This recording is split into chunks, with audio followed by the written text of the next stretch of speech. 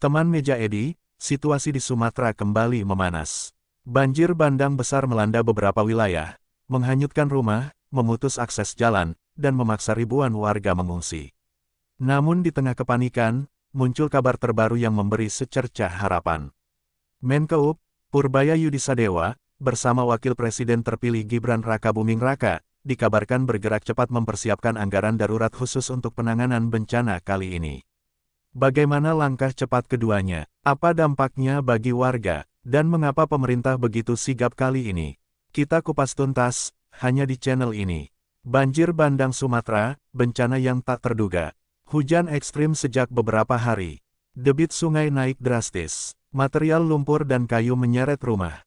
Ribuan warga mengungsi. Kerusakan diperkirakan miliaran rupiah. Banjir kali ini bukan sekadar banjir biasa, melainkan banjir bandang yang datang tiba-tiba, menghantam pemukiman tanpa ampun. Rakor darurat, Purbaya langsung ambil langkah.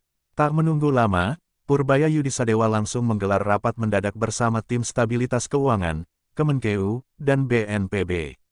Fokus utamanya, menyiapkan anggaran darurat tanpa birokrasi berbelit. Purbaya menegaskan 3 hal. 1. Dana darurat harus cair dalam hitungan jam, bukan berhari-hari. 2. Prioritas untuk evakuasi, logistik, dan perbaikan akses. 3. Monitoring keuangan ketat agar bantuan tepat sasaran. Purbaya bahkan menegaskan bahwa setiap detik sangat berarti dalam penyelamatan warga.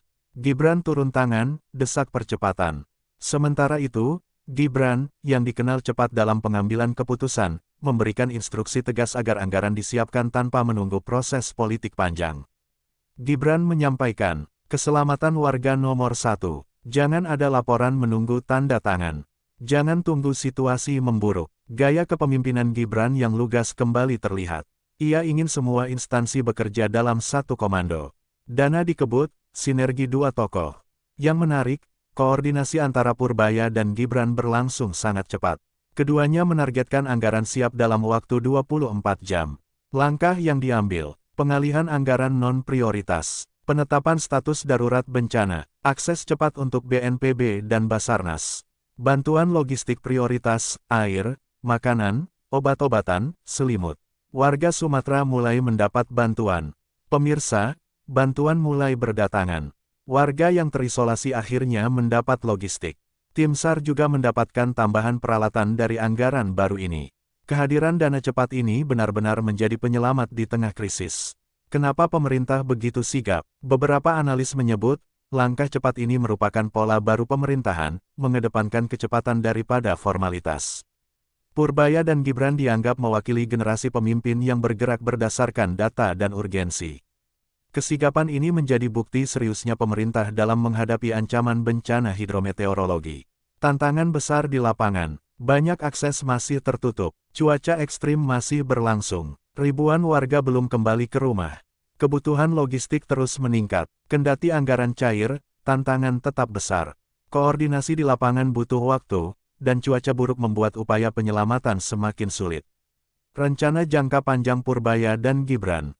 Keduanya dikabarkan tengah menyiapkan strategi jangka panjang untuk mencegah bencana serupa, termasuk pembangunan tanggul permanen, penataan ulang sungai dan aliran air, sistem peringatan dini, asuransi bencana bagi warga, harapan warga. Warga memberikan beragam harapan, bantuan cepat, tempat tinggal sementara, perbaikan rumah, dukungan psikologis bagi anak-anak, pemulihan ekonomi lokal. Warga berharap langkah cepat ini bukan hanya respons sesaat, tetapi awal dari penanganan bencana yang lebih sistematis. Setelah langkah awal dijalankan, pemerintah pusat menggelar rapat koordinasi lanjutan yang melibatkan hampir seluruh kementerian strategis. Ini bukan rapat biasa, ini rapat krisis. Yang hadir, BNPB, Kementerian PUPR, Kementerian Keuangan, Kementerian Sosial, TNI dan Polri. Perwakilan provinsi terdampak, seluruh pihak duduk di satu meja, membuka data yang sama, berbicara dengan satu bahasa penyelamatan. Dalam rapat itu, Purbaya memaparkan proyeksi anggaran darurat 48 jam ke depan, perhitungan ulang jalur logistik, mitigasi risiko keuangan nasional, sementara Gibran fokus pada penguatan koordinasi daerah, pengiriman relawan tambahan, prioritas keluarga dengan anak kecil dan lansia, Koordinasi besar ini menjadi bukti bahwa bencana besar membutuhkan keputusan besar pula. Kondisi warga di pengungsian. Di sisi lain, ribuan warga kini tinggal di tenda-tenda. Suhu dingin malam hari, minimnya air bersih, dan suasana trauma membuat kondisi psikologis semakin berat. Cerita mengharukan mulai bermunculan. Seorang ibu kehilangan rumah dan usaha kecilnya. Anak-anak tidak bisa sekolah karena gedung rusak. Lansia yang membutuhkan perawatan rutin. Nelayan tak bisa melaut karena perahu terseret banjir. Namun bantuan cepat yang dikebut pemerintah membawa sedikit kehangatan. Logistik mulai datang, dapur umum dibuka, dan relawan kesehatan hadir setiap hari. Analisis ahli, apa penyebab utama banjir bandang kali ini? Para ahli mengungkap berbagai faktor yang memperparah banjir bandang kali ini. Faktor utama, 1. Curah hujan ekstrim akibat perubahan iklim global. 2. Hutan gundul dan alih fungsi lahan. 3. Sungai yang dangkal dan tersumbat sedimentasi. 4. Sistem drainase daerah yang tidak mampu menampung debit besar. Dengan data ini, pemerintah menilai bahwa solusi jangka pendek saja tidak cukup. Diperlukan desain baru dalam pengelolaan wilayah agar bencana tidak berulang. Perintah khusus untuk PUPR. Gibran memberikan instruksi khusus kepada PUPR, lakukan 3 hal dalam 72 jam. Instruksi tersebut, perbaikan tanggul darurat, pembersihan sungai dan jalur air, pembangunan pos penampungan air sementara. PUPR merespons cepat dengan mengerahkan puluhan alat berat ke zona terdampak. Langkah ini menjadi penyelamat untuk mencegah banjir susulan. Meski anggaran dikebut, Purbaya tetap menegaskan bahwa pengawasan harus dilakukan dengan ketat. Ia menekankan, setiap rupiah harus tercatat, penggunaan dana harus sesuai kebutuhan lapangan. Audit dilakukan secara paralel. Langkah ini membuat publik merasa lebih tenang, karena bantuan cepat bukan berarti bantuan serampangan. Untuk wilayah yang sulit dijangkau, TNI dan Polri mengambil peran besar. Mereka melakukan evakuasi warga di daerah terisolasi, penjagaan dari potensi penjarahan, pengamanan jalur distribusi bantuan, medis darurat untuk korban luka. Beberapa video viral menunjukkan bagaimana mereka menggendong anak-anak melewati banjir setinggi pinggang. Momen-momen inilah yang menunjukkan bahwa kemanusiaan lebih besar dari segala perbedaan. Tokoh masyarakat, ormas, LSM, hingga relawan independen ikut bergerak. Mereka mendirikan posko logistik, dapur umum, tempat bermain sementara untuk anak-anak, layanan trauma healing. Kehadiran relawan ini membuat warga merasa tidak sendirian. Di tengah bencana, solidaritas menjadi kekuatan terbesar. Pemerintah bersama para ahli tengah menyusun peta risiko baru. Tujuannya untuk mengidentifikasi wilayah rawan dan menyiapkan jalur evakuasi yang lebih baik. Perubahan peta risiko mencakup zona merah potensi banjir bandang, zona longsor, jalur aliran air alternatif, rekomendasi relokasi warga di daerah berbahaya. Ini adalah langkah besar menuju mitigasi bencana yang lebih modern. Beberapa korban berbagi kisah menyayat hati. Seorang ayah berkata, "Saya hanya bisa menyelamatkan anak-anak. Rumah hanyut dalam hitungan detik." Seorang anak bercerita, "Buku sekolah saya hilang semua, tapi ibu bilang, yang penting kami selamat." Suara-suara inilah yang membuat langkah cepat pemerintah layak diapresiasi.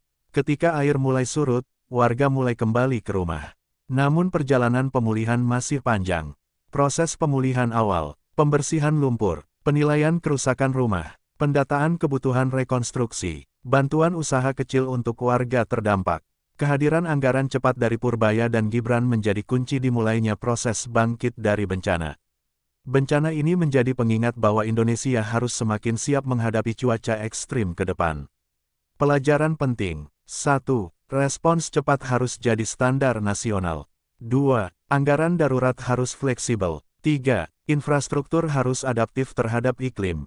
4. Edukasi kebencanaan harus diperluas. Sumatera memberi pelajaran berharga bagi seluruh negeri, bahwa kesiapsiagaan bukan lagi pilihan, tetapi kewajiban. Pemirsa, bencana boleh menghancurkan rumah dan harta benda, tetapi tidak dengan harapan kita. Dengan gerak cepat Purbaya dan Gibran, kita melihat bagaimana pemerintah hadir di detik-detik terpenting. Dan selama ada niat baik, koordinasi kuat, serta dukungan rakyat, Indonesia akan selalu bisa bangkit berkali-kali. Teman meja Edi, bencana memang datang tanpa permisi. Namun cara kita meresponsnya menentukan seberapa cepat kita bangkit kembali. Langkah cepat Purbaya dan Gibran dalam menyiapkan anggaran darurat menunjukkan bahwa negara hadir ketika rakyat membutuhkan. Semoga bantuan yang sudah cair ini bisa membawa kelegaan, harapan, dan kekuatan bagi saudara-saudara kita di Sumatera. Terus doakan, terus dukung, dan terus sebarkan kabar baik agar semakin banyak bantuan mengalir. Saya pamit, sampai jumpa di update berikutnya.